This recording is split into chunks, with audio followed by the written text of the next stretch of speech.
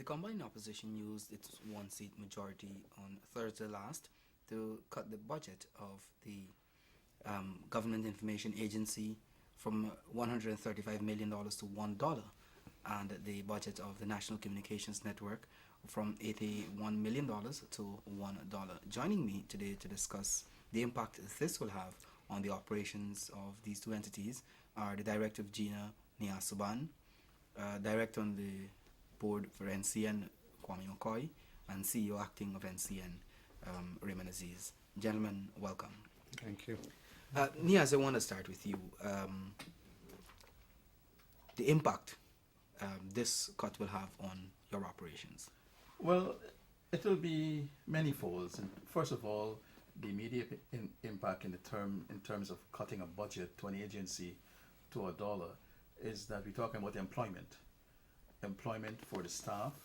A lot of these staff, if not all of them, they have financial commitments to financial institutions, bank loans, mortgages, and so on.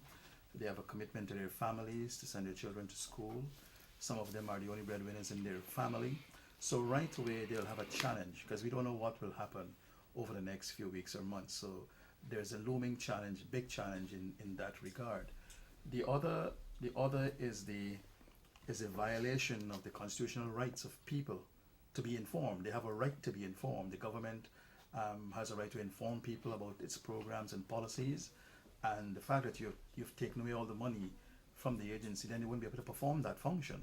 So not only can government not get its information over, but Guyanese and all the people across the world who access information from GINA, their right to that information will be violated as well. Also, in that context, it is an attack on press freedom. But I'll leave that as of now because you spoke only of the impact that it will have on the agency. So seriously, the opposition's action in Parliament in terms of cutting the subvention to the National Communications Network and the budget for the Government Information Agency is certainly very misguided. It's a serious attack on press freedom. In this day and age, when we're talking about preserving the freedoms of the press, that the opposition will seek to collapse the state media into a non-entity. And I rather suspect it is deliberate because they want to have a situation where the private media, the Starbuck News and the Kaito News and those of the same ilk will continue to prevail with their transgressions. We've seen on a daily basis what is taking place in our media, the Wild West situation, and it favors the opposition because they are guided by hate, bitterness, spitefulness, vengefulness, where the media, for which we generally term this private media in this country, has gone out on a limb to protect the opposition, to go after characters, to launch character assassinations. If you look in the Kaito News on a daily basis, look what is taking place right now as it relates to the issuance of radio licenses. They would have you believe that there is something absolutely wrong with the issuance of those licenses and are going after the former president, Dr. Barra Jagdeo, in the most vicious manner. And I think that this kind of attack on press freedom is something each and every decent Guyanese need to rise up against. If you were to do this to any other section of the media, and I know that there have been people who've been speaking out. I have received many emails, text messages, and I know that many people have had their solidarity with the state media based on the opposition's cut last Thursday in the National Assembly. But you see, more than that, the opposition is putting forward an argument that suggests that the state media in Guyana is not the state media that it ought to be, or not performing its functions. Then when we look at that, at what the opposition is saying, you will see that what exists in the state media is what exists in all the media of Guyana. And to a lesser extent in the state media. To a lesser extent. Look at what is taking place in the Starbuck News and the Kaito News, Wild West situation. Why, if the opposition is so concerned absolutely concerned about the development of Guyana. They want to see Guyana move forward in a direction where we have better institutions, better media. They are not calling for a reform of the state, of the general media in Guyana. All the media in Guyana, not just the state media, just not the state media. Could the opposition dictate to the private media how its content should be positioned, how much coverage they should give to each person from the opposition benches? It cannot. But it is trying to dictate the agenda of the state media and falsely promulgating this notion that the state media is a shutout for the opposition. Absolutely wrong. And I'm sure Raymond and the others who've been there could add. If I can add quickly before Raymond, sorry. Sure. In the context of what Kwame just said about the position the private media has taken in trying to embarrass or trying to disparage former President Dr. Barra Jagdeo with the issuance of radio license, they're using one theme that, in their opinion, the manner in which those licenses were issued is contravening press freedom, is a trampling on press freedom. That's the gist of what they're saying. That and in that context, here is the monies being taken away from GINA and NCN media houses. Isn't that in itself also an attack on press freedom? And I sit here and I'm wondering, how is it that these learned journalists in the private media and editors who are taking a position on a particular issue, but there's this double standard when it comes to GINA and NCN, that they do not see the moving of the money, the taking away of the monies as an attack on press freedom. And if I could take it a bit further, GINA sent out 2 releases stating its position on the cuts, and another one talking about, there's an international organization that came in, I think the Association of the Caribbean International Press Media Institute. Workers. No, but the Association of Caribbean Media Workers also issued a a statement. statement as it relates to the issuance of radio license, and they're saying words to the effect that it is an attack on press freedom, the manner in which it was done. How is it that this institution cannot see the removal of monies from GINA and NCN as an attack on press freedom? So we released a bulletin on that, talking about that. None of it has been carried Friday, Saturday, Sunday, Monday. No mention of these things in the Kaichur News or the Stabrook News. So I'm wondering if here at home there is this proclivity to suppress the state media here. A very interesting point. Very interesting point, because here it is. And GINA is providing a constitutional obligation of the government of Guyana. Every government has an outlet through which it can report to its citizens what it is doing based on policies, its programs, highlighting its objectives, and it is part of a transparency and accountability mechanism that you have outlets like the GINA, Government Information Agency. I receive on my mobile phone on a daily basis releases from the information agencies around the Caribbean, including St. Kitts, Jamaica, Trinidad and Tobago. None of it I have ever seen has established an obligation to cover the opposition. So right away, this is another misguided position of the opposition, that they lump GINA with NCN. GINA is a government information agency, and no part of the world, as far as I know, there is any information agency of the government that has an obligation to provide coverage to the opposition per se. NCN is a little different. But as I said before, even NCN, and the records are there to show, has provided not only now, not in this whole new talk about new dispensation, long before now. Because this argument is not something new. The opposition has been saying this. In the 9th Parliament, they've said it. And when you check the records, the opposition has been receiving coverage by way of news. They have refused to come on many television stations. We started off very well with what was known as the corruption debate series. And they started off participating, and then they absconded after a while, and they refused to come to subsequent programs that are part of an NCN daily schedule. So this argument that they're not providing coverage and for them and so forth is really something that is inaccurate and is not a truism. They and I wonder, the Starbuck News, the Kaiju News, and maybe I shouldn't even be surprised. I wonder nevertheless, because right here in this very studio of NCN, the editor-in-chief of Starbuck News, Mr. Anand Prasad, said that the Starbuck News was a harbor for opposition views and criticism. So right away, I thought that will be really difficult to really win any arguments outside of those of the opposition. But here again, a very good example of a sister within the media, GINA, sending out their release. The Starbuck News and the Kaiju News refuse to publish anything on what they have said, which is deliberate in my view, absolutely deliberate.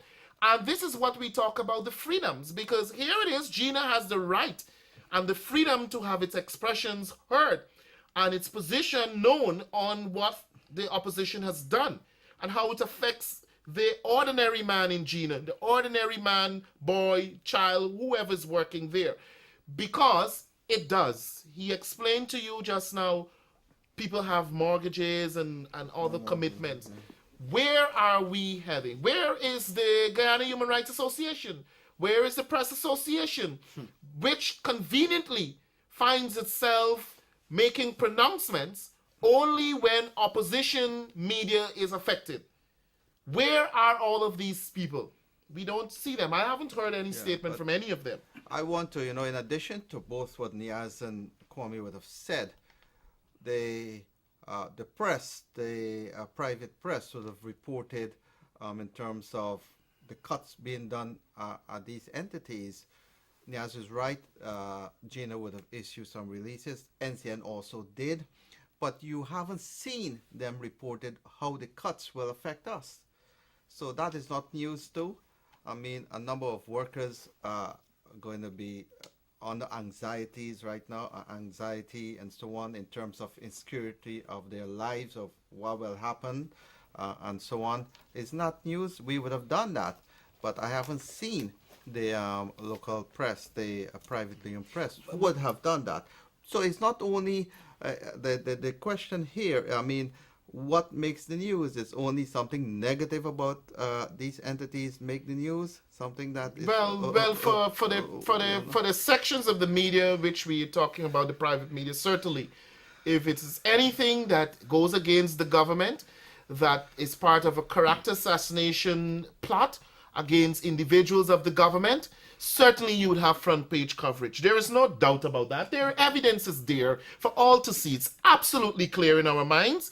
And we have seen how the private media and sections of the media have behaved or are behaving. And some people are silent about this. And that's why I asked for the Human Rights Association just now. And we have this whole, and that's why I started off by saying the opposition is absolutely misguided. I don't know if the misguidance is one of pretending deliberate, willful ignorance, or if it is just part and caught up in general and genuine ignorance, I should say. Because this notion that the private media can do what they want and they could get away with all the transgressions and all the offenses and the breaches of good journalism, but the state media, you must sit down there, you must behave well, be good. And if you don't be good, you'll get spanking and we'll take away your money. But what about the others? Should it go only, does this rule only apply to one set of people? Where is the rules, where are the rules for the private media, the Starbuck News and the Kaiju News and other sections of the media? Where are these rules? So that is an important question that people need to ask themselves. Where are these rules? Don't these rules apply to the rest of the media? Right? Balance, being fair, being objective. And I generally give you the argument about the Starbuck News and others. This is a wrong notion we have, that only the state media utilizes public funds. That's not true. The Starbuck News and the Kaiju News also utilize public funding. When a man goes into Gafoor's store and he purchases from Gafoor, and Gafoor places an ad in the Kaicho News, that's public funding as well. And they're supported by public funding. The Kaicho News and the Starbuck News, they get advertisement from the government. The same taxpayers' money give them advertisement. So they have an obligation and a responsibility to be fair, objective, and to report in a balanced manner as well. Apart from the use of public money, Kwame, the very basic principles of journalism dictate that. And if you were to look at, if you were to make a comparison on a daily basis with the private media entities and that of the state media, you look for the transgressions and you'll see them. You'll see where they're But coming not only from. that, it's a blatant bias that exists. Kwame mentioned the Guyana Press Association. I recall in 2012, when the budget was cut, we sent a release and we called on the Press Association, the Guyana Press Association, to pronounce on the matter because, in our opinion, it is a suppression of freedom of expression. And I would want to believe that that should be of something of concern to the Guyana Press Association. A year has passed, or almost a year has passed, and they have not said anything other than the fact that they don't consider GINA. They didn't say that officially, but in a private conversation that they don't consider GINA as part of the mainstream media, which is for me one of the most ridiculous things that I've ever heard, because GINA provides them with information that they carry. Yeah, I was about to make that point. Right? A lot of So- information right. that GINA provides. And the other thing too, and I think Kwame hinted it in some way, the responsibility. Sometimes there was a recent article that was given front page prominence of about a secret bank account being uncovered by a government entity in a city bank. Big prominent article. Only to learn subsequent that the bank issued a release saying that this is not true. We didn't see that kind of a prominence debunking what they have carried. And the point is that they use their space to disparage, to assassinate characters. And in here now, in your own country, they say charity begins at home. In your own country, where staff that they relate to, I mean, Gina, the staff, they have great relations with people in the private media. So even that should have been considered in some way. Here are colleagues that could be on the breadline or are being now threatened, their livelihoods are being threatened. And they haven't found it fit to even carry the reason. Not that they're saying it, but at least to say that this is what Gina is saying.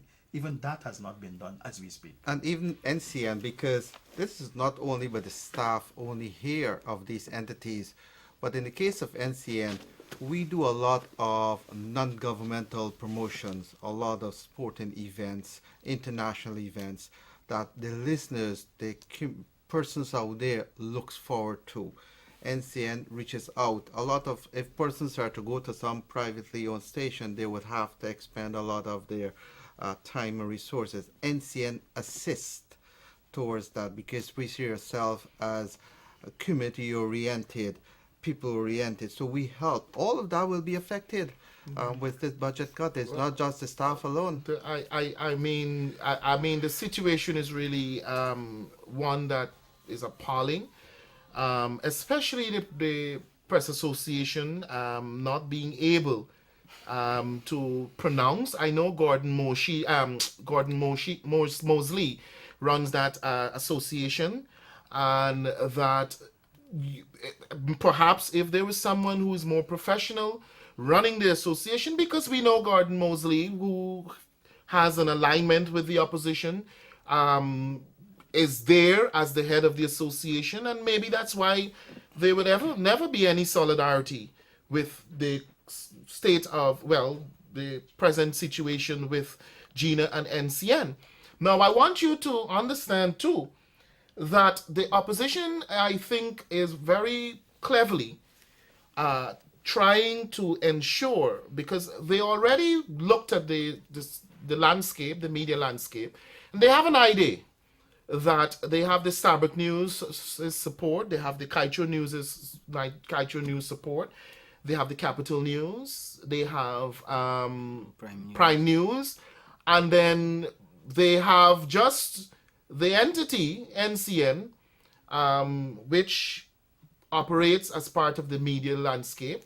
And so they're trying to collapse NCN. They hope that if they could get rid of NCN, because NCN is at least one of the stations which you can expect the government views to be shared.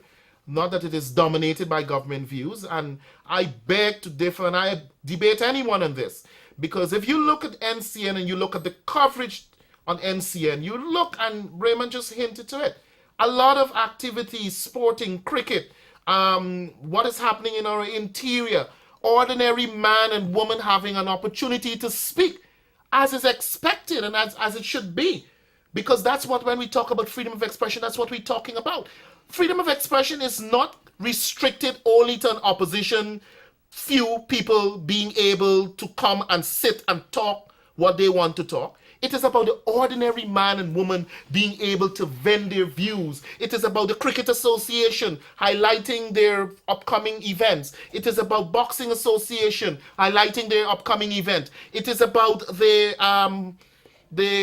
Pharmacist Association. It is about all of these things, and you see it reflected right here on NCN on a daily basis. Guyana Today, Homestretch Magazine, all of these programs. That's what it is about. Not just grabbing the entire station for a few people and opposition MPs or opposition operatives to be able to come and say what they want to say only. It is about the ordinary man and woman. And this is what we must understand. And that's why it is even more serious that I've highlighted that point. It is even more a serious issue when you look at it. Because it is an attack on press freedom, freedom of the press, the right of people to have their expressions. And I want to say that, I dare say, that is also an attack on the young journalists, those who have chosen to their profession as journalism here at NCN and GINA as communication officers. It is an attack on those people. Look at what it does to our young people. I've spoken to many of them, and sometimes, in fact, one of them mentioned to me, "Mr. McCoy, I'm talking to you. Why are you turning your face away?" Now, it was really difficult for me to actually look at that young woman in her eyes, because I feel it. I feel it for her. She has commitments to the bank, she has a family, and she has to be part of providing for that family. And in many cases, many of these people are the sole breadwinners within their families. And if I can, and it is really, really, really sad. And when we talk about unemployment, the opposition say often that we have a serious problem with unemployment. People are not getting work. And here it is. We are sending people on the streets. We are increasing the people who go on the breadline by the opposition's action. Not only that, and I think Minister or the Attorney General Alan Nandala captured it in some way, that what is also being done deliberately is to frustrate prospective staff who may want to come in and work with GINA. And if you're going to be cutting the budget every year and creating this kind of atmosphere, then people will not want to come in and work with GINA. And currently we have a lot of vacancies. So even the current staff who are there, at some point, they probably will say, hey, I can't go through this every year. Let me look for something that is more secure. Job security, all of us want to have that, including those in the opposition, wherever they're working. They want to have job security. So in terms of creating this insecure environment, that's another way of trying to attack press freedom, with the hope that people will just go and don't come back. But on the other point on the Guyana Press Association, ever so often, some people who are associated and are in prominent position within the Press Association, they tend to want to lecture you on what are the basic tenets of journalism and what you should adhere to. You must have balance, you must be fair and all. We agree with all those things. Unfortunately, we don't see those same people practicing those things that they say, because if they were doing that, then we would have seen in the Kaieteur News and the Stabroek News the releases that were sent from GINA and NCN stating the position of those agencies as it relates to the budget cuts. It's a sad day when those things don't happen. But if I could pick up from where Raymond spoke about, and Kwame, you spoke about the odd events apart from having opposition members come and appear on NCN. I mean, since the budget cuts, if you know the number of calls you get every day, are we going to still see the IPL cricket? Are we going to still see the cricket that is coming up? Are your programs going to be cut? So it's not just about the staff of NCN and NCN itself. Yeah. It's about the people who look forward to NCN providing those services. And Eddie, you're right, because Last year we brought the Olympics. We would have shelved about 12 hours of regular programming to bring that Olympics. And I think it's good if the sports associations concede it. And it's time that people have to come out and talk because they benefit. No, but they all spoke last year about it, if you could recall. We need to, they all came out and said, this is what we benefit from. Many people offer their solidarity and support, and that is why I keep being worried, not surprised, being worried that the GPA couldn't join the many others who have spoken out against this transgression, this dictatorship of one in the parliament by the opposition.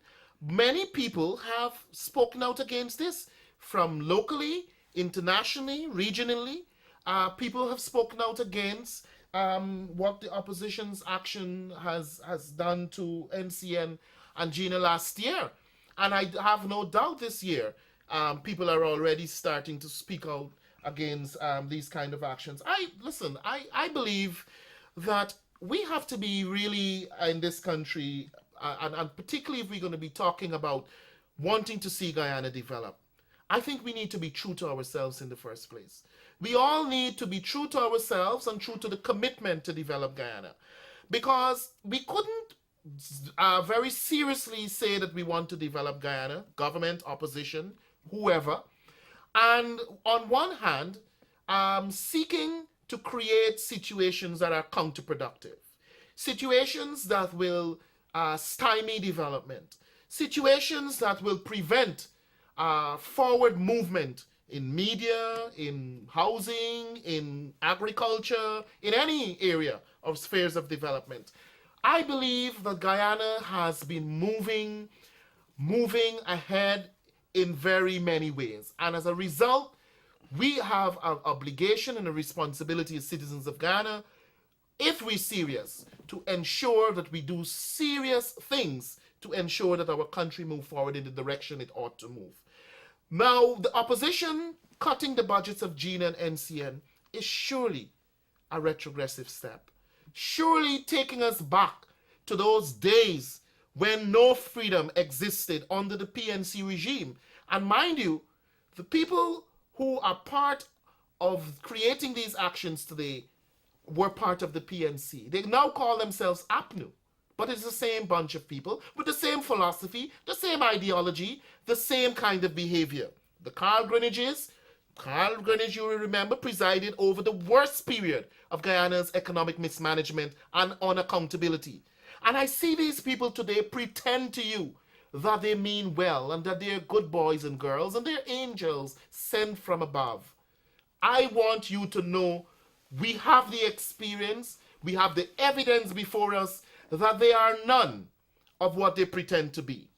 If they were, they would not be taking the kind of actions that will hurt our society, hurt the young women and women of this country, hurt those who work at GINA and NCN, hurt the people who want to look at cricket, who wants to ensure that NCN will have a sustenance of their program, the Rastafarian, the Baha'is, the school children, everyone. And I believe that it is time the opposition becomes serious and stop playing politics with every aspect of our life, because the people are looking on, young people, old people, and Judgment Day will not escape you. All right. So we go back. I want to just take up. When we talk about going backwards, now is it that having developed and the world is developing, would you want to go back? Let's say for our newscasts, you be one of the senior editors here. Our newscasts have developed. We have footage. We can go out there and bring footage whilst we're talking. Will you put back a news anchor to sit and just read the release just like that? You want to go back to those days? Or would you go to development? This is what the opposition wants us to go back to. What is interesting, though, quickly before we wrap, Niaz, I have to go back to this. Because the argument that was established, okay, we are listing these things for cuts, and I'm talking here about the AFC and the APNU. We are listing these things for cuts. But if you provide proper explanation and answers to our questions, then we will not. But there was no question on GINA. There wasn't a single question on GINA. You raised that point, and based on what Kwame is saying, and I want people who are looking at us to understand what is really playing out. If you're going to stand up in Parliament and you're going to say that we propose to cut, but if we get good answers, we will reconsider. That's a fair position. I don't have a problem with that. But when you don't do that, you don't give GINA the opportunity to defend whatever may need to be defended, to provide any clarifications that you may be seeking, then how could you justify your cuts when you didn't ask a question, given in the first place that you stood up and you said, we will ask questions. So I'm glad you raised the points. On the case of NCN, to Kwame, if I should say this before you go on NCN, the questions were asked. And answers were What given. are you doing in terms of changing the operations of NCN? Minister Ejil, I think he went in details in terms of what we are doing, how we'll do it, when it will be done, etc., etc. There was no dismissal per se of those answers given, but you still went ahead and cut. What's a preconceived notion to cut it in the first place? Well, in the first place, we must remember, and sometimes we seem to forget too quickly. We must remember in the first place, the opposition, even before the budget was presented, said that they will cut the budget. And they kept threatening to cut the budget. When they put in the motions in Parliament to cut, NCN and GINA was listed on those motions, both by APNU, both by AFC. They said they will cut the budget, and we saw them cut it. All right, we saw them cut it. So the questions weren't necessary.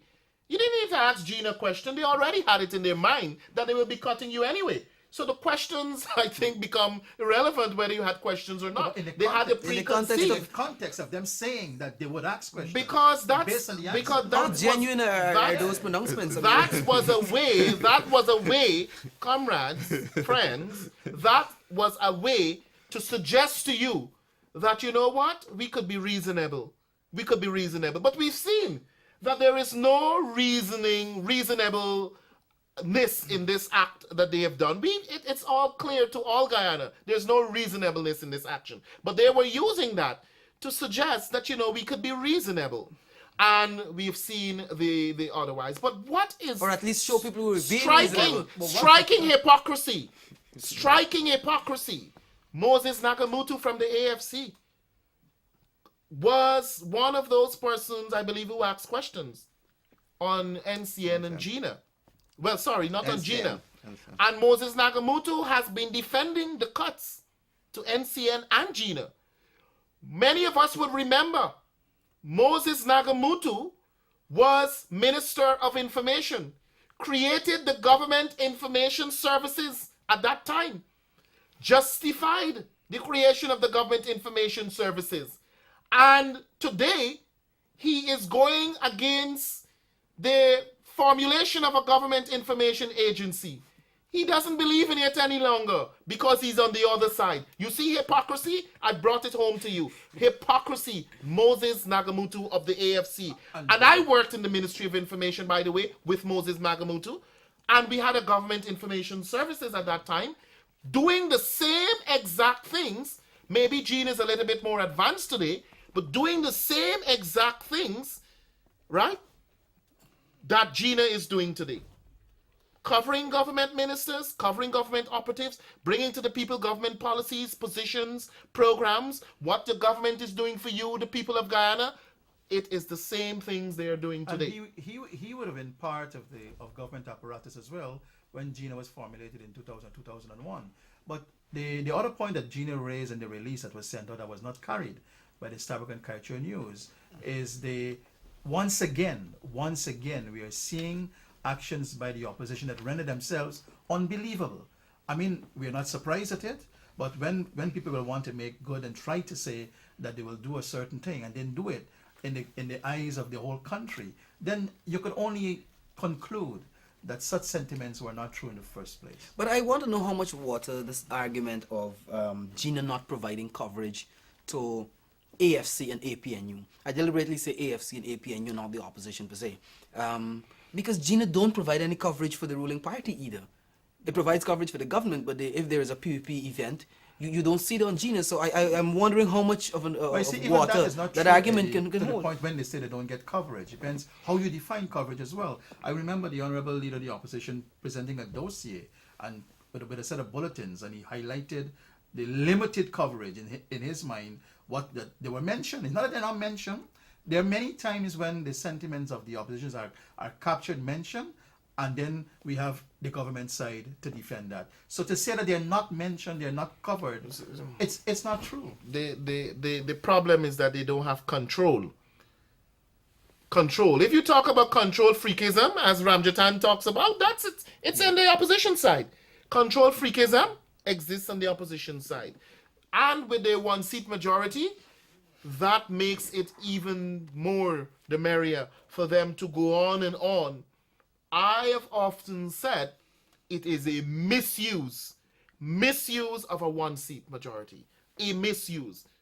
And we've seen over and over, the evidence is there.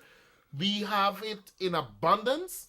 The opposition is about seeking to grandstand, and only, if you ask me, I believe the only thing I could really say about the opposition is that they're anti-national, they're anti-development, because in their view, if they getting to those character and then being anti-national and anti-development, it provides a better opportunity for them to succeed with their politics. It is the most silly politics I've seen in the 20th century. All right, this is where we have to wrap this up. But before I'm going to give each one of us an opportunity to just make our final call. But I want to use the opportunity to urge all the media operatives across the country, whether private or local or state, to rally with us, especially the folks at GINA. Think about them. They don't know what the future holds for them now with GINA. So I want to urge the Ghana Press Association, media operatives, generally the Ghana Human Rights Association, to come forward, show your support, and at least, give some position on what is happening. Strange enough, what you just said there is what is contained in the release that GINA sent out, that we're calling on those organizations to make a pronouncement on this wanton attack on press freedom through the budget cuts. But in closing, Eddie, I would only hope that the viewers can really understand the real picture. What is the real picture here? And the real picture is silence GINA and NCN. That's the real picture. Take them out of the equation. Take them out Let of the Kwame equation. come last.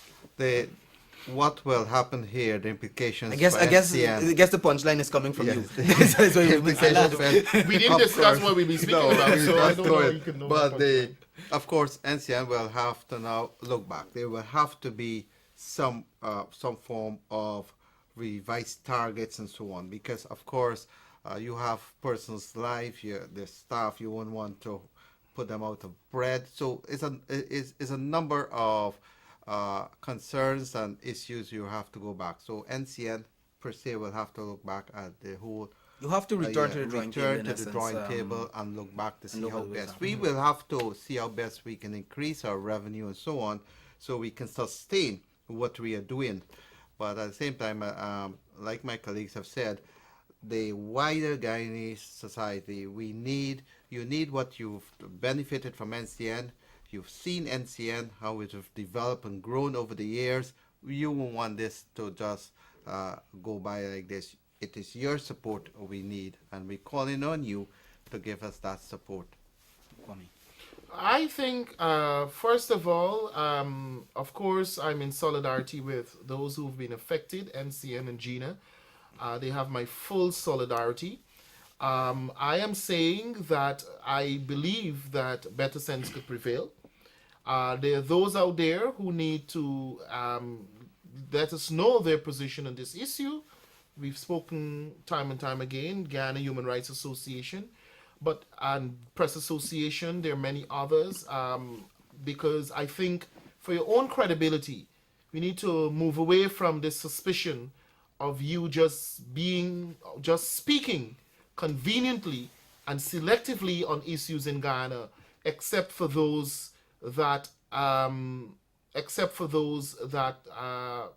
issues that are against that gives you an opportunity to attack the government, and except for those that are have serious implications for the opposition and their future and what they are doing in the National Assembly.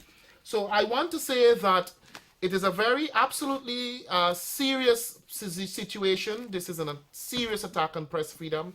I really am saddened at this occasion where the opposition has, they use their one-seat majority and they have put us into this situation. And I want to say that we need to continually look at reforming the media in Guyana, the real issues about the media in Guyana, on one hand, and then of course the opposition's aim to collapse the state media so that the existing private media with the Kaicho and the Stabak News prevail with their transgressions, and that is what we need to guard against. And I want to say that any effort on my part will be forthcoming to protect the rights and the freedom of the press. And I want to say that with that, we'll be looking forward in the next few days to see what will be taking place. All right, gentlemen, thank you very much. Nia Sabande, Director of GINA, Kwame McCoy, Director at NCN, and Mr. Raymond Aziz, CEO Acting. Gentlemen, thank you very much. Thank you. Thank you too.